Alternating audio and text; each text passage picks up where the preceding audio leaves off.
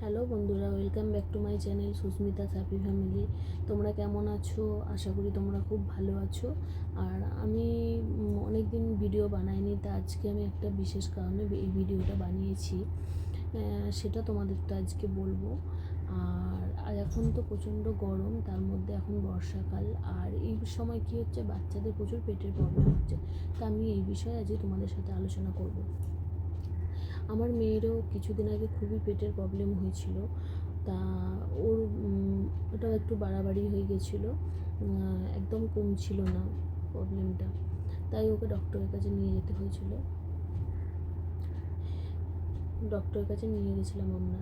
তো ডক্টর কী মেডিসিন দিয়েছিল এবং তার সাথে কিছু সাজেশান দিয়েছিল, আর ওর খাদ্যের তালিকায় খাদ্য কয়েকটা চেঞ্জ করে দিয়েছিল। সেগুলো আমি আজকে তোমাদের সাথে শেয়ার করব। আর আরেকটা বিষয় হলো, সেটা হলো কি, বাড়িতে যদি সেরকম প্রবলেম না হয় বাড়াবাড়ি, তো বাড়িতে রেখেও কিছু ট্রিটমেন্ট করা যায়। সেটা আমি প্রথমে আমার মেয়েকে করি। তারপরে যদি বাড়াবাড়ি হয়, যদি দেখি যে না কমছে না, তখন ডক্টরের কাছে নিয়ে যেতেই হয়। তা আমি সেগুলো তোমাদের সাথে আলোচনা করব আজকে। আমি বাড়িতে কি করি যখন প্রবলেম হয় বাচ্চার কিছু, তখন আমি কি করে থাকি, সেগুলো আমি তোমাদের সাথে যে শেয়ার করব।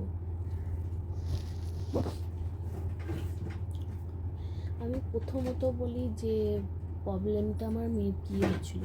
প্রথম হয়েছিল কি, ওর পেটে মাঝে মাঝে ব্যথা করছিল, আর একটা হচ্ছে বারে বারে পটি করছিল। এটাই হচ্ছে ওর প্রবলেম হয়েছিল। এবারে আমি বাড়িতে কী করেছিলাম, ওকে বারে বারে যখন এমন হচ্ছিলো, কারণ এর আগেও ওর অমন হয়েছে মাঝে সাঝে, তা ডক্টর যেগুলো বলেছিল আমি বাড়িতে সেইভাবেই করতাম। তা আমি প্রথম কী করতাম, প্রথমত ওর প্রবলেম হলে দুধটা বন্ধ করে দিতাম। ও কাউ মিল্ক খায়, তা দুধটা বন্ধ করে দিতাম। তোমরাও করতে পারো, যদি দুধ খায় এই সময় যদি এমন প্রবলেম হয়ে থাকে, তো তোমরা দুধটা বন্ধ করে দিতে পারো। তার সাথে করেছি কি, ওর হচ্ছে খাবারটা কয়েকটা চেঞ্জ করে দিয়েছিলাম। সেটা ডক্টরও ওকে বলে দিয়েছিল, সেগুলোই আমি করেছিলাম। তো সেটা হলো কি, তোমার ম্যাগি, বিশেষ করে বাচ্চারা এখন খুব ম্যাগি ভালোবাসে, কিন্তু ওটা খুব খারাপ। তা পেটের প্রবলেম হলে তখন তো ম্যাগিটা পুরোপুরি বন্ধ করে দিতে হবে। ম্যাগি, কেক, তারপরে হচ্ছে ময়দার জিনিস, যেমন লুচি, পরোটা, রুটি, আটার রুটি, আর হচ্ছে তোমার তারপরে তো আছেই চিপস টিপস, এইসবগুলো যেগুলো বাচ্চারা ভালোবাসে, এইসব একদম পুরোপুরি বন্ধ করে দিতে হবে।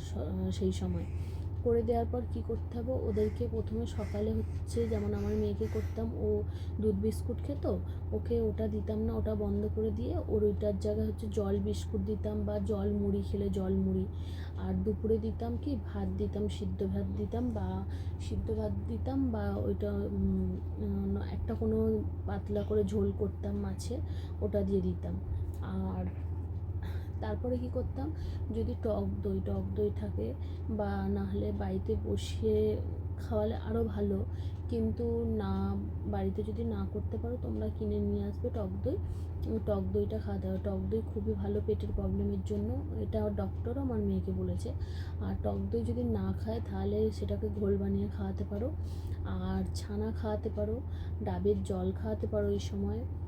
আর হচ্ছে তোমার এমনি বাচ্চা যদি সুস্থই থাকে, তাহলে প্রত্যেক দিন এমনি বাচ্চাকে একটা করে কলা, ডিম সিদ্ধ খাওয়াতে পারো। এতে বাচ্চা সুস্থ থাকবে, কোনো প্রবলেম হবে না।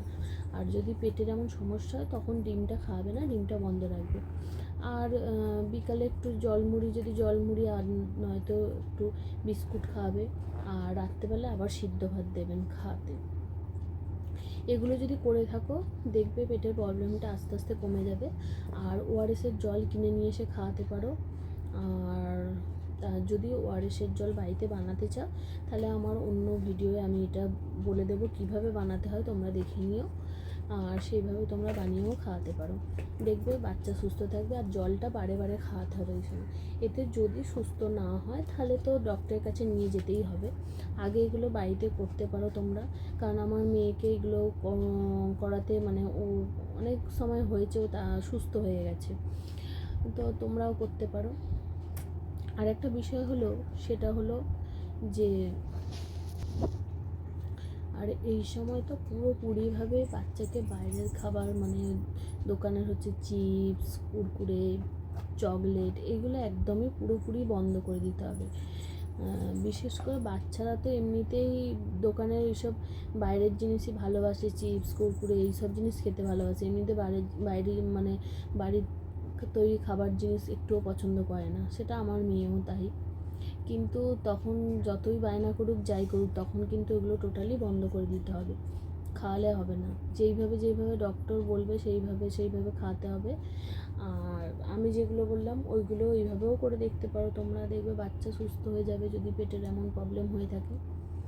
আর তোমাদের আর একটা বিষয় বলি, সেটা হলো বাচ্চারা, অনেক বাচ্চা আছে যারা মানে ছোটোবেলা থেকে খুবই রোগা।